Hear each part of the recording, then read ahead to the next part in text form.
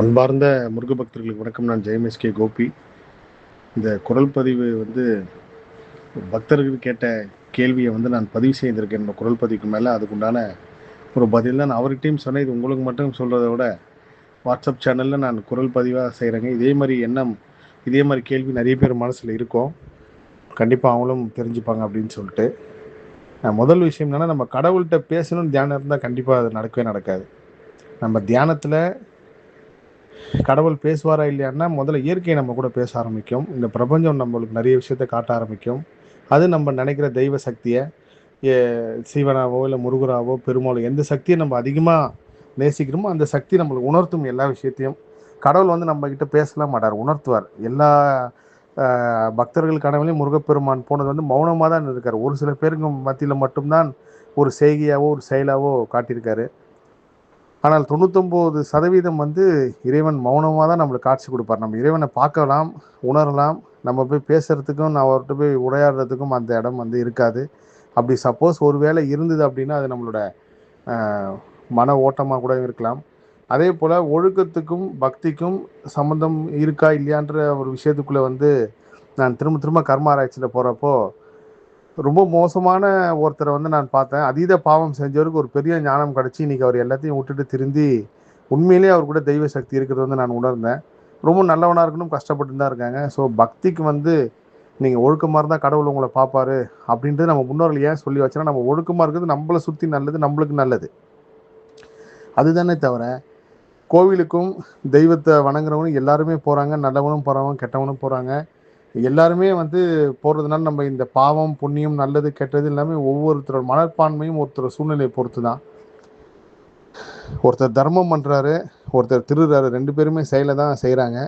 ஆனால் எந்த நோக்கத்தோடு செய்கிறாங்கன்ற அதை பற்றி இயற்கை அதை ரொம்ப வாட்ச் பண்ணுது. நான் ரொம்ப டீட்டெயிலாக சொல்லப்போனால் அது ஒரு சில பேருக்கு அக்செப்ட் பண்ணிக்கவும் முடியாது. ஏன்னா நானே பல கேள்விகள் பல சந்தேகங்களுக்கு அப்புறம் தான் யூனிவர்ஸ் இப்படி தான் இயங்குது, இந்த பிரபஞ்சம் இப்படி தான் இருக்குது. நீங்கள் உங்களோட நோக்கம் மட்டும்தான் இயற்கை பார்க்குதே தவிர நீங்கள் என்ன செயல் செய்கிறீங்க, நீங்கள் என்ன விஷயம் செய்கிறீங்கன்னா இயற்கை பார்க்கணும். உங்களோட நோக்கம் என்ன, நல்ல நோக்கமாக கெட்ட நோக்கமாக, சுயநலமாக செயல்படுறீங்கன்னா பொதுநலமாக செயல்படுறீங்கன்னா, இதுதான் இயற்கை உங்களை பார்க்குறதுக்கும் நீங்கள் இறைவனோட போய் சேர்றதுக்கு உண்டான விஷயமா இருக்குமே தவிர நான் எந்த தப்பும் பண்ணலை, நான் ரொம்ப ஒழுக்கமாக இருக்கேன், ஆனால் ஏன் கடவுள் என்ன சோதிக்கிறேன் அப்படின்னு கேட்குறது பெரிய ஒரு முட்டாள்தனம். அது எவ்வளோ நாளானாலும் அந்த பக்குவம் ஒரு சில பேருக்கு வர்றதில்லை, ஒரு சில பேருக்கு வந்துடுது.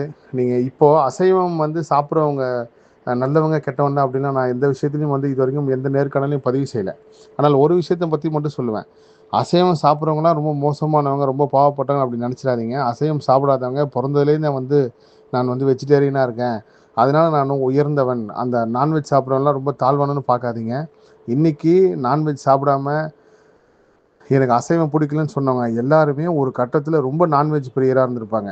அது சாப்பிட்டு அவங்களுக்கு அந்த பற்றற்ற நிலையை வெறுத்து போனதுக்கப்புறம் தான் இந்த ஒரு சுச்சுவேஷன் வந்திருப்பாங்க. அந்த மாதிரி எல்லா விஷயத்துலையும் இருக்குது. அவருக்கு இந்த பக்தருக்கு கேட்ட சந்தேகம் என்னன்னா, நானும் தியானம் செய்தால் கடவுள் என்ன பேசுவாரான்னு சொல்லி. தியானம் கடவுள் பேசுறதுக்கே கிடையாது, நம்ம இயற்கையோட கனெக்ட் ஆகிறதுக்கு. அப்படி கனெக்ட் ஆகிட்டாலே நம்மளுக்கு அடுத்தடுத்த கட்டத்துக்கு போவோம். நிறைய விஷயங்கள் பதிவு செய்து எடுத்து வச்சுருக்கேன். என்னோடய பாண்டிச்சேரி பயணம் தொடங்கினதுக்கப்புறம் ஜூன் முதல் வாரத்துலேருந்து திரும்ப எல்லா விஷயமும் இந்த பக்தர்கள் கேட்ட ஒரு முக்கியமான சில கேள்விகள்லாம் எடுத்து வச்சுருக்கேன். அதெல்லாம் உண்மையிலே ஆச்சரியமாக இருந்தது. ரொம்ப விரக்தி நிலைக்கு நம்ம போகிறோம் அப்படின்னாலே இறைவன் நம்மளை பார்த்துக்கிட்டு இருக்கார். நம்ம ஊழ்வினை கர்மவினை ரொம்ப எப்படி சொல்கிறதுன்னா, எப்பயுமே 10% 5% கழியுதுன்னா இதில் ஒரு 50-60% நம்மள்ட்ட கர்மா மாறிட்டுருக்குன்னு அர்த்தம். இதுதான் உண்மை. அதனால் விரக்தி நிலையில் இருக்கிறவங்க, இந்த குரல் பதிவு கேட்குறவங்க எல்லாருமே கவலைப்படாதீங்க. கண்டிப்பாக நாளைக்கு விடியும், நம்மளாலும் எல்லாமே முடியும். அந்த நம்பிக்கையோடு இருங்க. ஒரு அற்புதம் அதிசயம் இறைவன் உங்கள் வாழ்க்கையில் நிச்சயமாக நடத்துவார். நம்ம செய்ய வேண்டியது ஒன்றே ஒன்று மட்டும்தான்.